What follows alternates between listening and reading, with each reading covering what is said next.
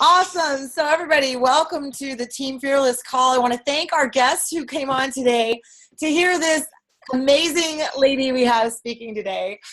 Before I introduce Angie really quickly, I wanted to let you guys know that we found out the challenge packs that go on sale next month it's going to be the Country Heat Challenge Pack. So that's going to be the big deal going on in September. So if you have anyone who wants any of those other programs, 22-minute hardcore or 21-day fix or any of the other amazing programs on sale this month, let them know that it's going to be available. You still have until midnight to get Club 6 and to get those done. Congratulations to Amanda. Oh, hey, Cal. Congratulations to Amanda and I can't remember, forgive me, your last name. I'm going to butcher it. I butchered Melissa Bernaz for like 3 years, so you're going to just have to call me and pronunciate it. But she signed up her first challenger, so congratulations. And yay! And we had a couple people sign up too. What's that?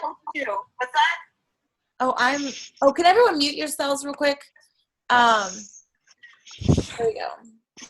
So anyway, we had a couple people sign up, some coaches, but that being said, I want to really introduce our guest speaker. So I've asked Angie if she would speak today.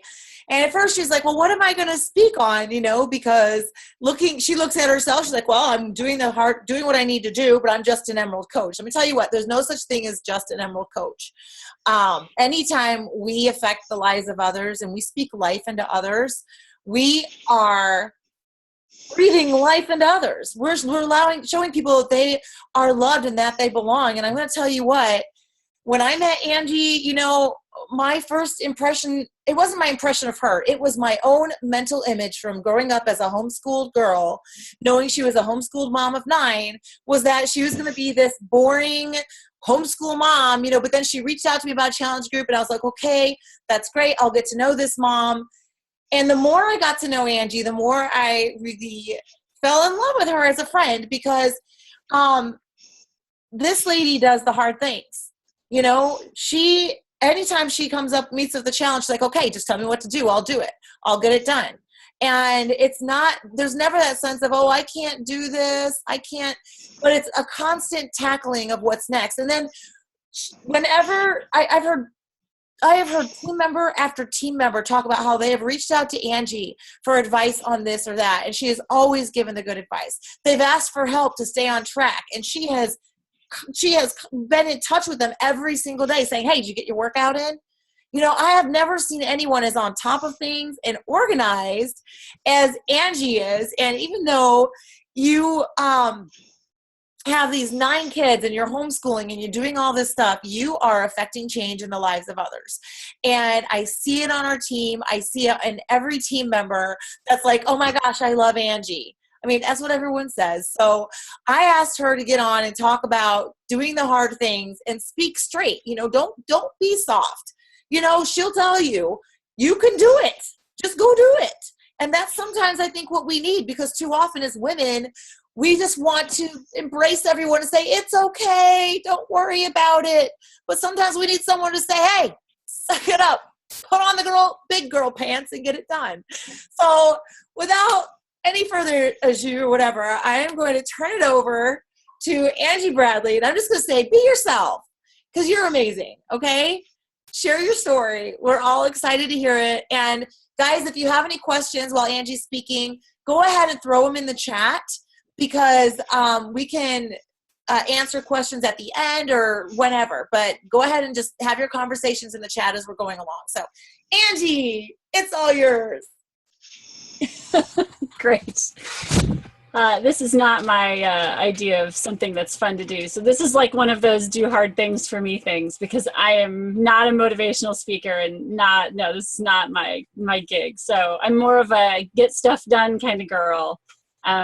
Because I know from experience that I can do so much more than I think I can. So when she asked me to do this, I said, nah, I don't think that's a good idea. And she said, no, I think you can do this. And I said, all right, I'll do whatever I have to do. I'll give it a try. So I now know that I can get things done if I have to and if I'm kind of forced to do this. I didn't always think this, though. I used to let things happen to me and I would complain. I complained for years about, why did this happen? Why do I have to look like this? Why do I have to have this body shape? Why do I have to be Catholic and then be open to life and have all these kids? And why do I have to do all this stuff? Why can't I just do what I want to do? And I didn't have any control. I felt like I had no control over my life. And I look back now and I think it's because I had no kind of vision of what I wanted my life to look like in the long run. I kind of did whatever jobs came my way. I worked on whatever I had to work on, and I kind of had the kids that I had, and I didn't really feel like I had a whole lot of control over anything. So when my first aha moment came was when I had my first child. And this was my first time that I ever felt like I had any control. I didn't want to go back to work. I had anesthesia and I was home for a couple weeks, and I said, I don't ever want to go back to work again. But I was the only person working. My husband was in school. And he said, look, if you don't want to go back to work, you don't have to. But you have to figure out how to make this work. And I had kind of like I can actually affect my own life and I can change something and I can do this myself. And so I had kind of an aha moment and I made it work. I took control. I left my master's degree job. I was a therapist in a psych hospital. And I left my job and started babysitting with my daughter. As I'm with a master's degree at 25 years old, I went to people's houses and I babysat, and I did it for years, toting my newborn around. I did that for a year, and then I opened a home daycare because I knew my vision was I'm going to be a stay-at-home mom, and I had to figure out how to make this work, whatever I had to do. So I nannied, I babysat, I worked 60, 80 hours a week to make ends meet. I did whatever I had to do because I finally had a vision of who I wanted to be and what I wanted my life to look like. So that was the start of me figuring out that I have it in me to do what I need to do to make it happen. So I've done that with each of my kids since then. I've kind of changed. My life has changed each time with what my life is going to look like. So I now have 9 kids. I've homeschooled all of them for at least part of their education. So some of them all the way to college, some of them to high school, and the rest of them, the other 6, are still in grade school and under. So they're all still at home.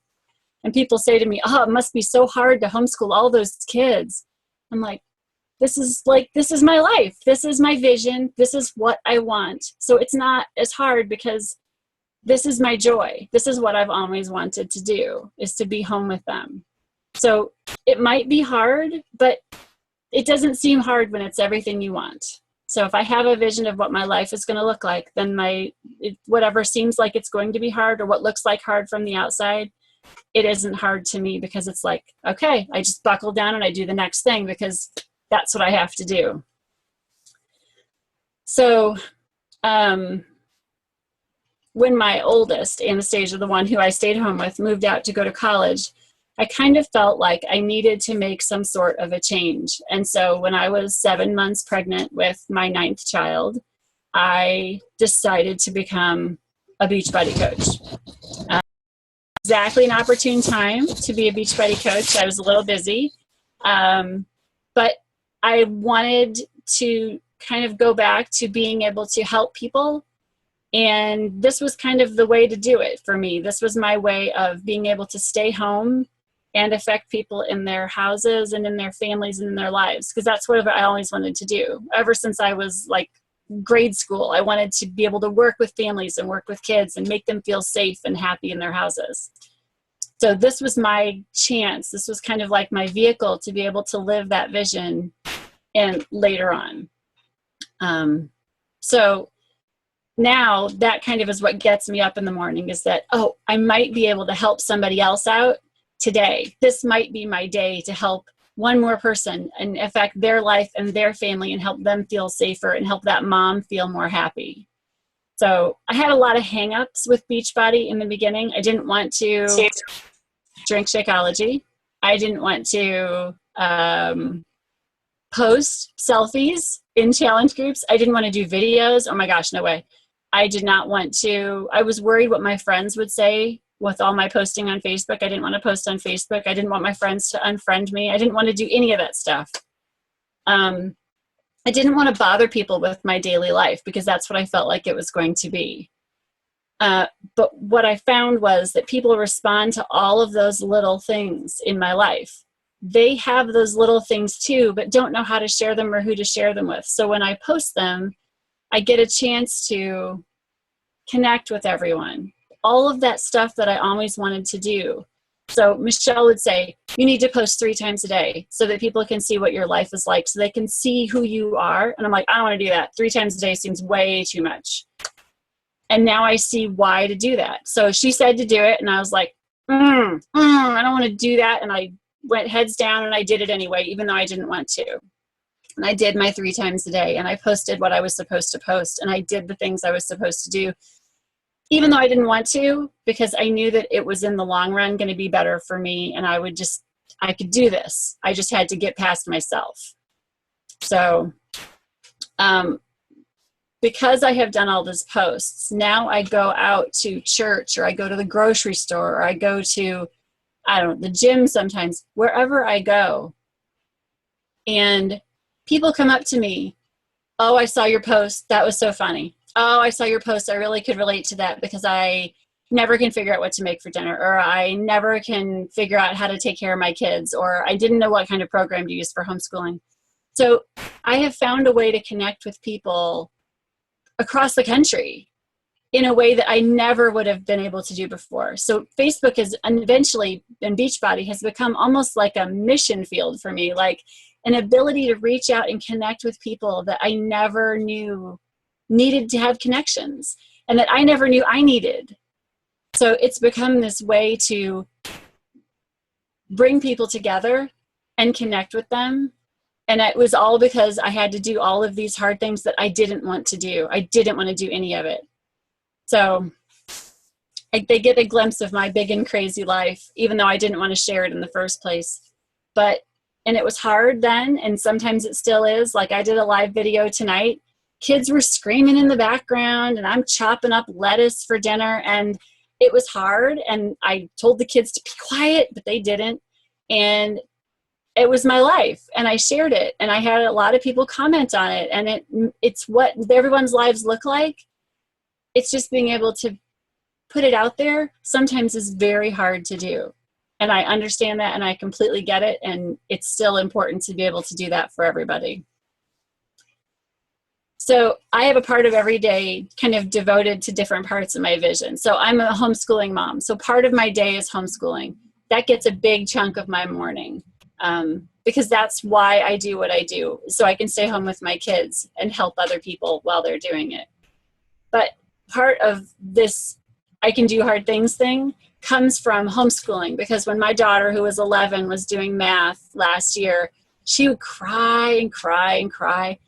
And she would look at me and she'd go, "It is just too hard, Mommy. I can't do it." And I'd look at her and I'd go, "Honey, you can do anything. You can do all the hard things. You can do this." And she would look at me and she'd go, "Ugh." And she'd try again. And then the next day we'd go through it again. And eventually now she's kind of internalized it. So now she'll cry and cry and cry. And she'll look at me, she'll go, "It's hard." And I'll go, "What am I going to say?" And she'll go, "That I can do hard things, Mommy, that I can do it." And I'm like, "That's right. You can do this." So it's not just in my Beachbody life. It's not just on Facebook.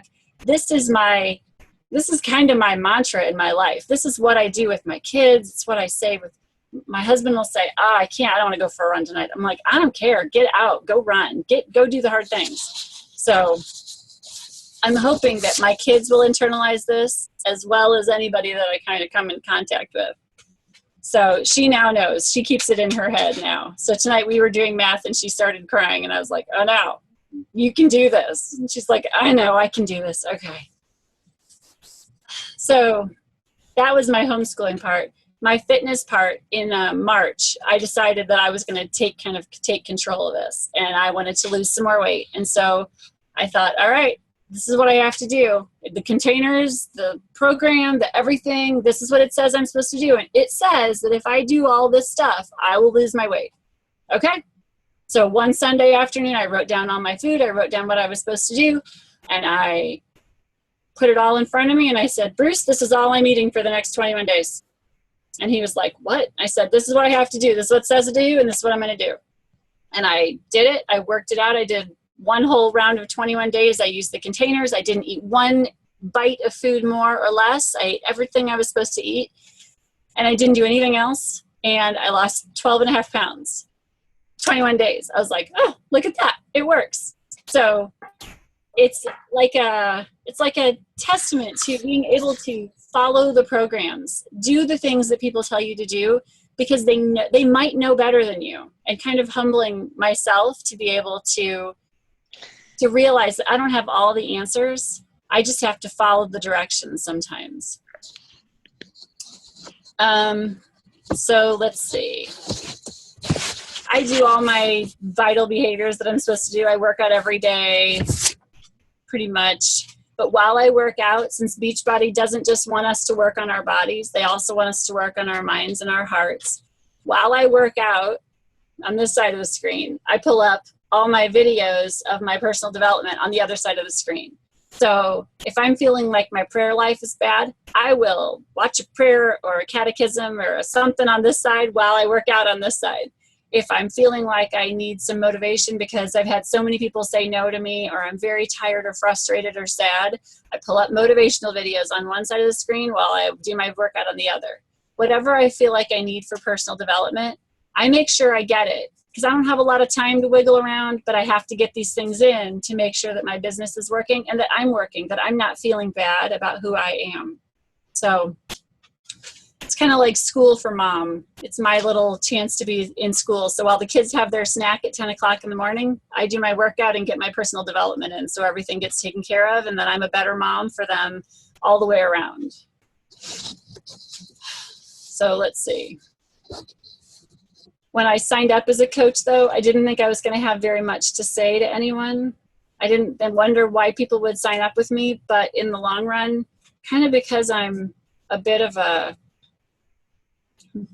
little bit of a hardcore person, people will sign up with me because they're like, okay, she's gonna kind of force me. She's gonna hold me to this, and she's gonna keep me to this, and I will. And if you want me to call you, I'll call you. And if you want me to text you, I'll text you. And if you want me to check in with you once on Mondays only, I'll do that. If I don't see you posting, I call you out in the group. I will check up with you and make sure that you're doing what you said you wanted to do, because everybody's got goals.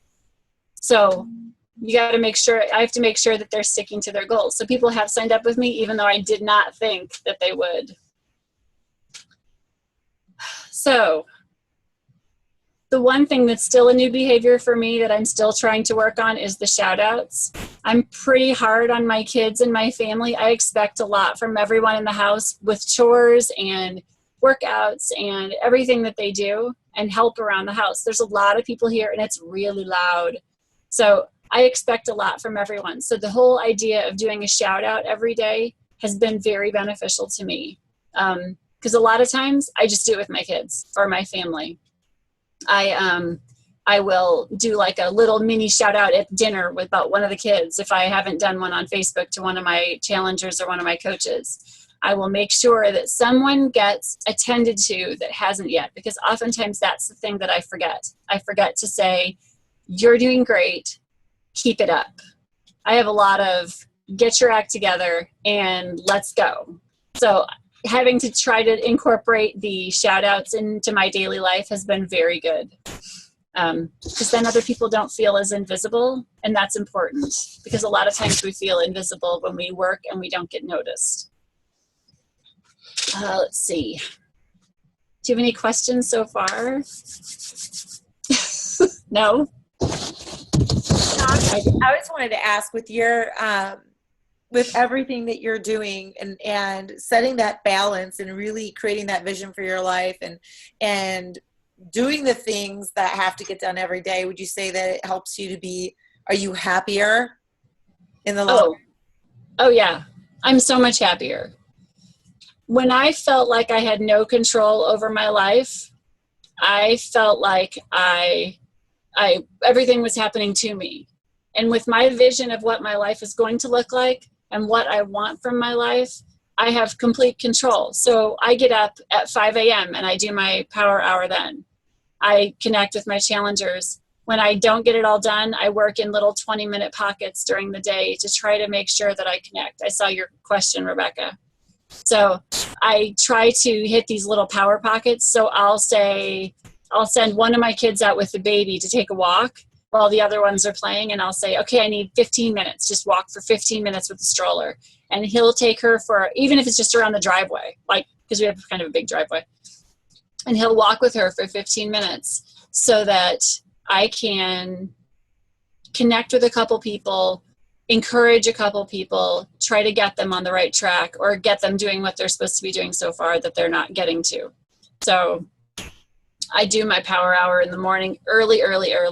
And then I do homeschool until 10. We take a break. I do my workout.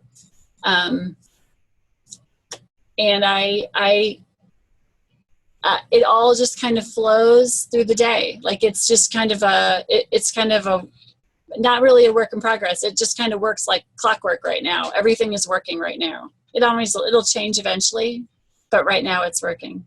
So before we move on to the management and organization, which I think is awesome, what would you say to someone, because you are that, there's a certain part of your personality now that you've gone through this change that really is kind of that hardcore get it done. Mm-hmm. What would you say to someone who is really struggling, who was still in that spot where they felt like things were happening to them and they wanted to pull out of it but didn't feel quite like that they can do hard things? Like, how does someone really, what are the steps that person takes to change that mindset to realizing that yes, they can do the hard things, such as whether it's the 21-day fix or changing the steering the ship of their life a different direction? I think they need a small win. You just need one win. You get one win and then you go for your next little win. You don't need to change the whole direction of your life. You don't, because eventually it will, without you even noticing. But if you get one win, if it's one person signs up with you, if even one of your friends calls and says, I saw your post and it encouraged me to do the next thing.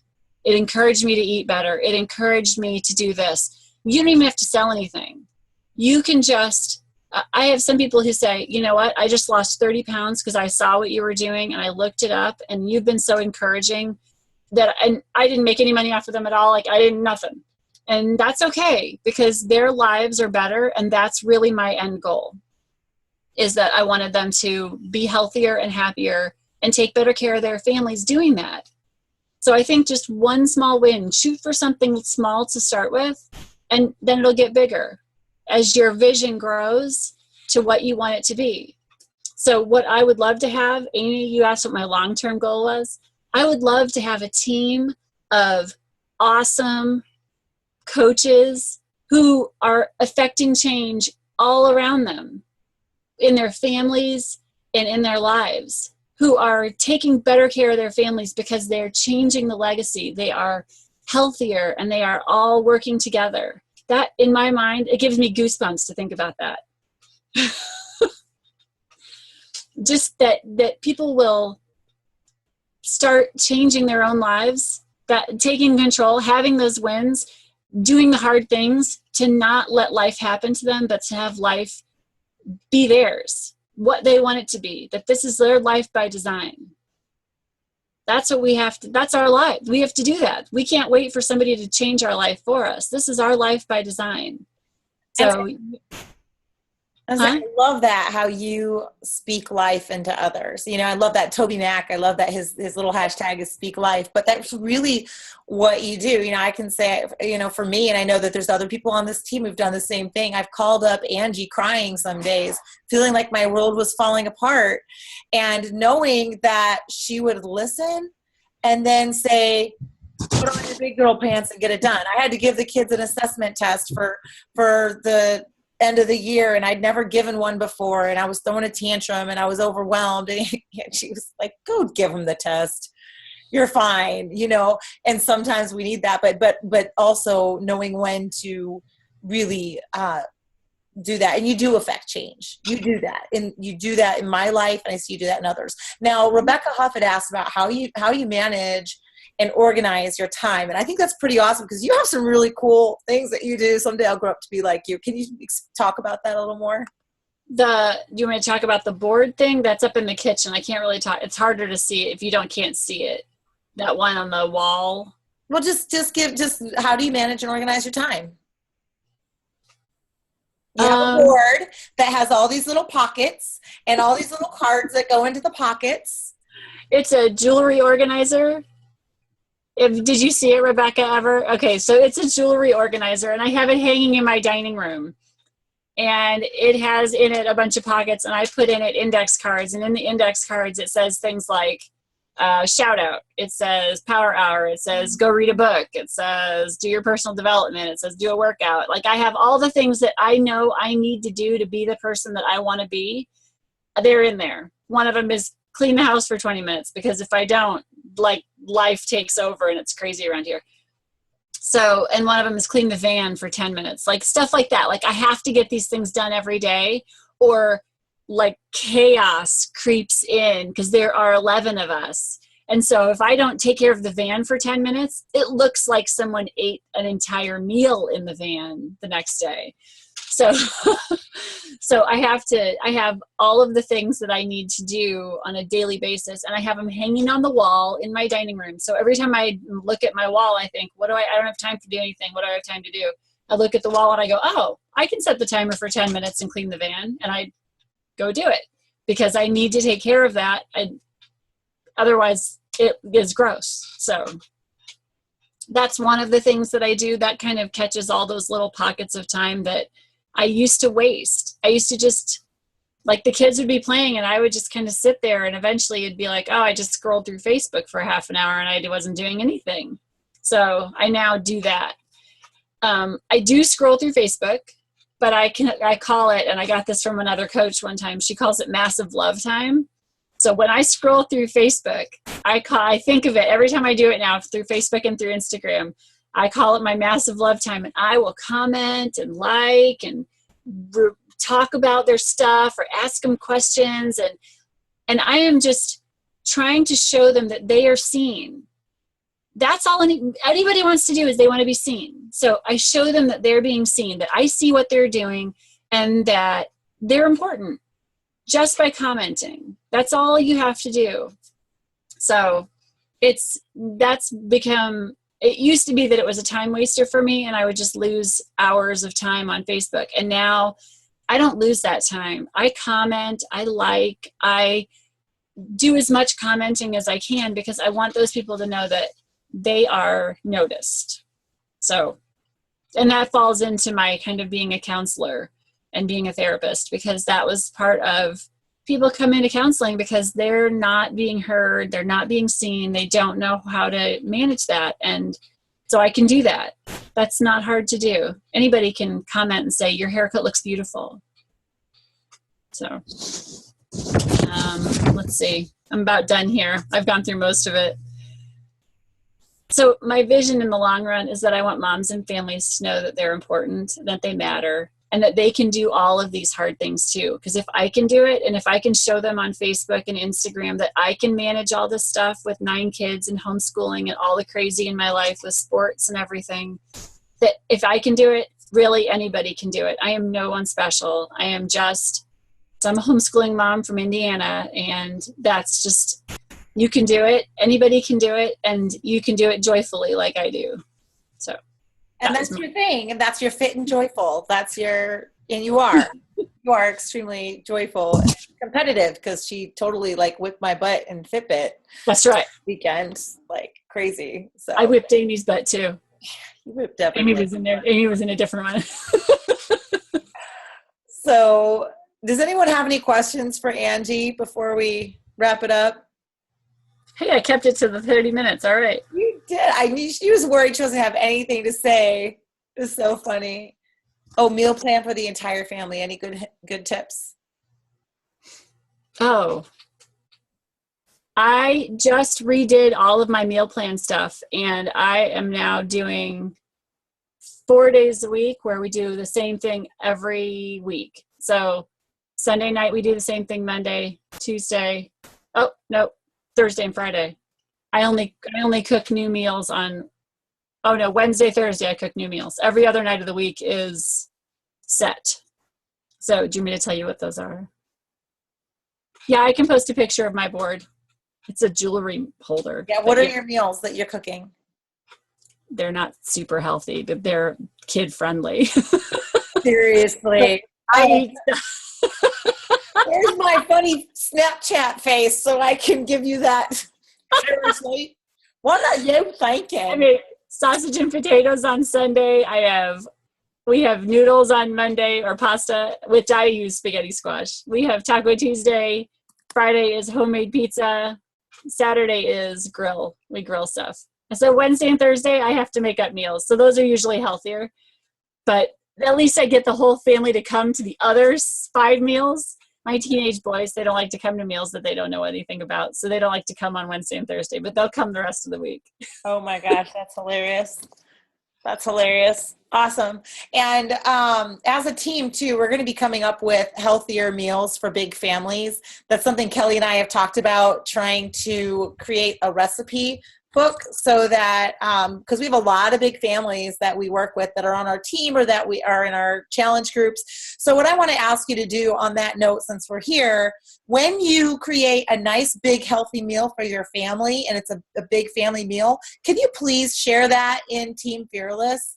And we'll start collecting those so that we can share them with other moms, because that's a question that we all get a lot, is how do I cook for me and for my family, and how do I do it healthily?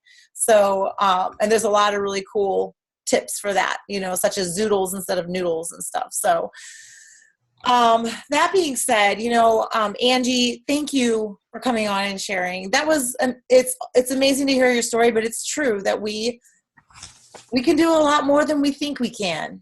We're a lot stronger than we think we are. And we just need to remember that, we can do hard things, put on our big girl pants and find a win, right?